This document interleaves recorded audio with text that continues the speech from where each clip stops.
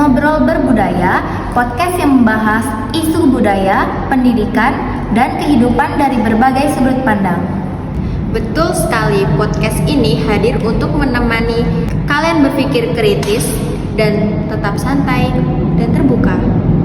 Di episode kali ini, kita akan membahas tema yang cukup besar dan sering jadi perdebatan, yaitu kebudayaan Islam dan kebudayaan Barat. Ini sering dianggap sensitif karena banyak orang langsung membandingkan dan mempertentangkan. Padahal, kalau kita bahas dengan kepala dingin, justru banyak hal menarik yang dapat kita pelajari. Jadi, selama 1,5 jam ke depan, kami bertuju akan mengajak ngobrol kalian bukan untuk menghakimi, tapi untuk memahami.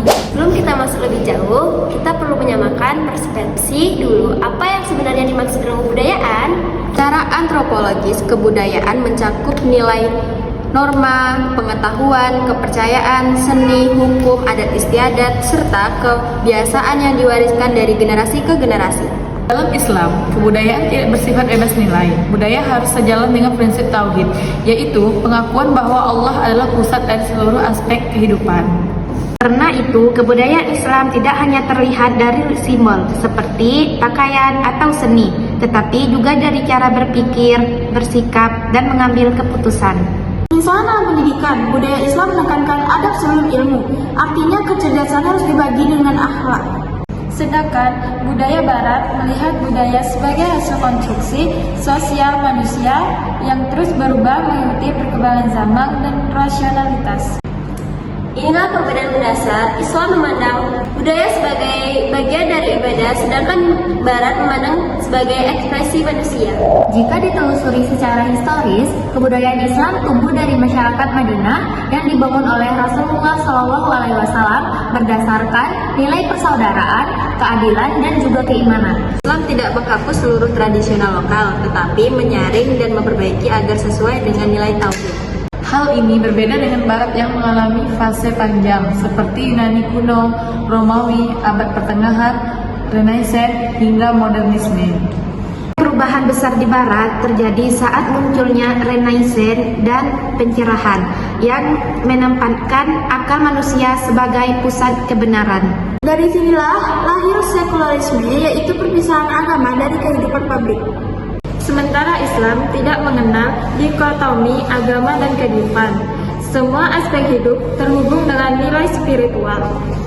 Perbedaan sejarah inilah yang membentuk karakter kebudayaan Islam dan Barat hingga hari ini.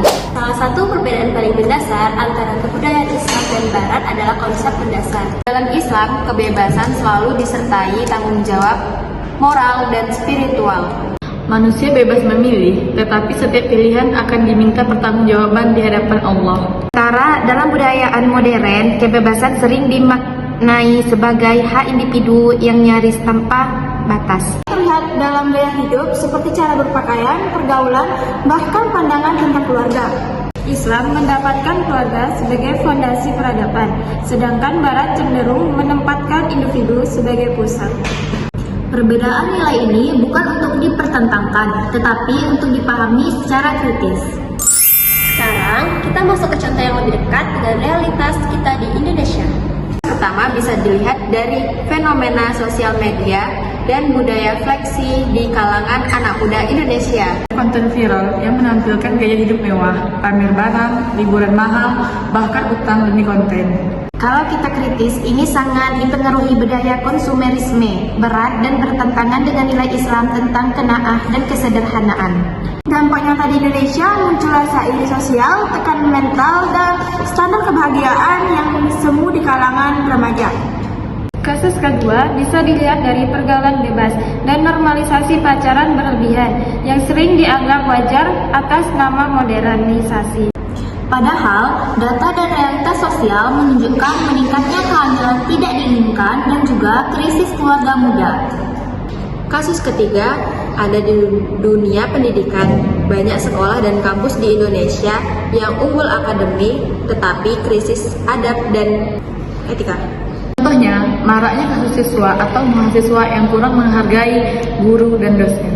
Ini menunjukkan adopsi budaya barat yang menekankan kebebasan tanpa keseimbangan akhlak. Namun di sisi lain, Indonesia juga punya contoh positif seperti dakwah digital, kajian online, dan gerakan hijrah anak muda. Artinya, budaya global bisa diarahkan sesuai nilai Islam jika disikapi secara kritis. Saya ingin angkat kasus Indonesia.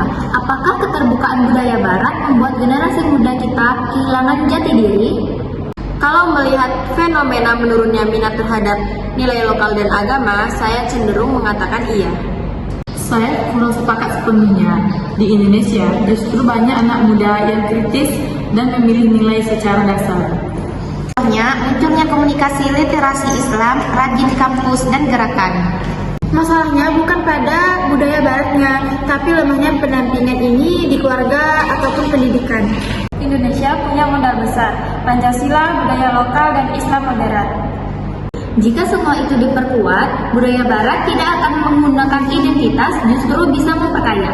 Akhir kata, kebudayaan Islam dan barat bukan untuk dipertentangkan secara ekstrim, Tetapi untuk dipahami secara bijak dan kritis. Semoga diskusi ini menambah wawasan pendengar semua. Terima kasih telah menemani kami selama beberapa waktu yang lalu. Jangan lupa refleksikan dan diskusikan kembali dengan sudut pandang kalian masing-masing. Sampai jumpa di episode berikutnya. Wassalamualaikum.